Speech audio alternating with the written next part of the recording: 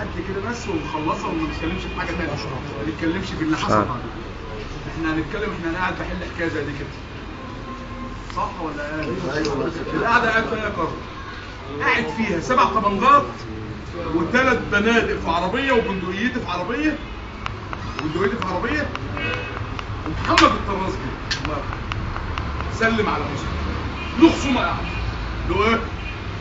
خصومه بيضحكوا قاموا عاملين ايه؟ لا اللي بيحصل ده ايه؟ هو انا اخلص تنتوفه يوم حاصل لي جنايه عندي؟ لا ما تقوم يلا لما اعمل معاك مصلحه. لا انت هزرت معاه الاول. لا انا لما لقيت الدنيا قفلت قوم اعمل معاك مصلحه. قمت ايه؟ قمت مخلينا قاعدين ايه؟ اتنفسوا. ما كله تاخده رايح بعيد. شوف البعيد ده تعمل ايه؟ انا هحكي لكم حكايه. انا ضربت 5 طلقات بوم بوم بوم بوم بالبندقيه، وقمت عامل عيل بقى عمال يبص. قلت له ولو هتفتكرها بندقيه حقيقيه ده دي صح؟ قال لي يا اخي ده شكل الحقيقيه. قمت رامي البندقيه فين؟ من على الرقه فين؟ واخد محمد واقفين في الضلمه. لو الحكومه جت ومشت ومحمد واقف مش هيتاكل ان شاء الله. لو هو عدو مش هيتاكل، والناس كلها عارفه كده. المهم يا حبيبي انا واقف بقول له يا محمد الحكايه والروايه، وانت بتتكلم في موضوع ولاد ابو العمايل. هو بقى محمد ما قاليش ان انا فاتح وقافل، قال لك اشوف جلال هيشتغل ازاي. لسه بحكي معاه لقيت اشرف البشيش بيجري ايه؟ بيجري عليا. بر محمد شوف الثاني رب المصحف الكلام ده حصل. ايوه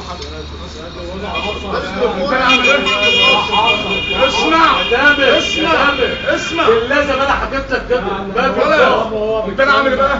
هو جاي مبرش، قمت ماسكه من وسطه لف. قلت له يلا البندق. قلت له روح في نصيبه تشيلك بندقية ايه؟ وقمت متطير نقابل ايه؟ الظباط واقفه. هو في ايه ومش في ايه؟ قلت له يا باشا ده صلح.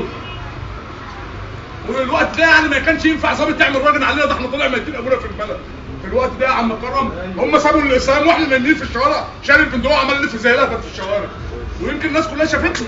سيدنا على الكلمه اللي انا بتكلم فيها ابو خير ان في كام بندقيه محطوطه. ايوه اسمع يا حبيبي.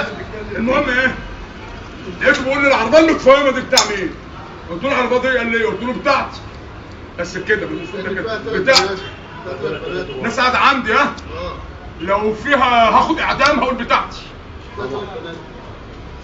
قال لي بتاعتك؟ قلت له اه بتاعتي. بالاسلوب ده كده ان احنا هنعمل ايه بقى؟ همسك فيهم ياخدوني ويمشوا، يبقى الناس كلها اتنجت وانا اتخذت وعقل ده 1000 واحد يروحوني عادي. وصل لك؟ صحيح. الرؤساء بتاعهم يروحوني برضه يعني. المهم ايه؟ قال لي يعني هو كده؟ قلت له اه يا باشا ده صلح. حد جه اشتكى لك مننا؟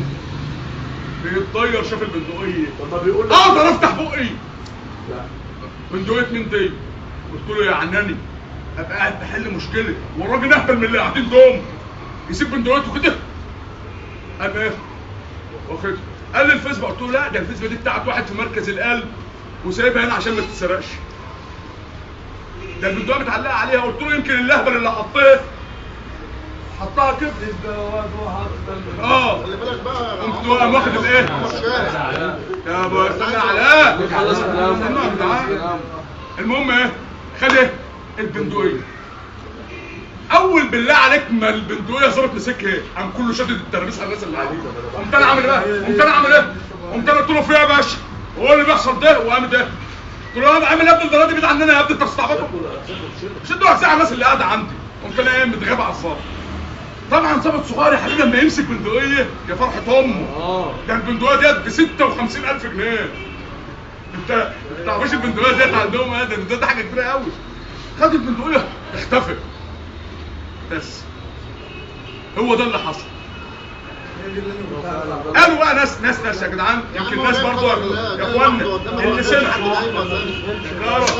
بص يا حبيبي ناس قالت ولا هو جاي واحده يا حبيبي الكلام ده ليه؟ قال ان جلال ابو سنه كان بيحبس محمد الطراز ولما جه يجري منه ضرب عليه. كلام خطر. حصل. حصل بس يا اخوانا بصوا يا اخوانا، والله العظيم والله العظيم كل راجل جدع قاعد كل راجل جدع قاعد عارفني ومش عارفني سمع الكلام ده، سمعوا يا اخوانا. في حاجه كده انا عايز اسال انا روحت فلان، انا رحت محمد طراز من الاحتلال، انا اتعلقت فيصل قلت له لازم تعمل فيه تقرير عشان تروح. حاربت في مروح عمر، حاربت في مروح فلان يبقى متاخد واروح ارمي جدتي واخده واروحه. اسالوني بقى كده واحد يقول في تاريخي كده انا حبست مين؟ بس خلاص في السجن في العفاريت كنت شايل خرا بلدياتي كله، ومن ضمنهم تامر كله يمسك لي في الضباط، يمسك لي في المخبرين، يمسك لي في المساجين كل يوم كده، فاهمني؟ فيعني ما كنتش بسيب حد. وكان ليا خصيه 3 عزب يا اخوانا معلش، يعني رجب ودلته وابو شهيد، رجبي ودلته وابو شهيد الاقربون اولى بايه؟ بلدياتي محلويه، يعني مفيش واحد من كفر الشيخ يمسك فيهم، مفيش واحد من شبرا يمسك فيهم، مفيش واحد من طنطا يمسك فيهم، وبرضه مفيش واحد كبير يعمل على كبير على ابن حتتي مهما كان كبير. شتم عادل ولا مش عارف عمل مع عادل ايه، عادل عايز يخبطه، قلت له انسى. فعادل الله يرحمه كان بيشغل دماغه، قال لي يا عم انا عارف ان الناس دي انت بينك وبينهم ايه غلط. قلت له دي نكره ودي نكره يا حبيبي. سامح الارهابي عيل تسوق من رجبي، ابراهيم الكنيسه ضربه بالرجل، وطبعا كان محمد الكنيسه ومحمد الطراز جايين مضربين ابن ابو العمايل، يعني جايين هم راكبين ومدلدلين. قمت نادي لابراهيم